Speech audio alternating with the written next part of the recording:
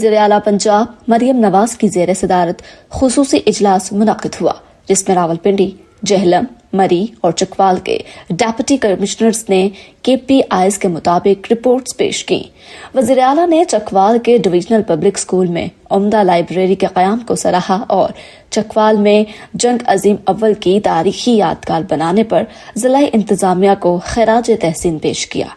मरियम नवाज ने मरी के स्पेशल एजुकेशन स्कूल में ऑटिज्म क्लासेस रूम्स बनाने पर डिप्टी कमिश्नर को शाबाश दी, जबकि अच्छी कारकर्दगी का मुजाहरा करने पर सरगोदा और रावलपिंडी के डिप्टी कमिश्नर्स को सराहा गया।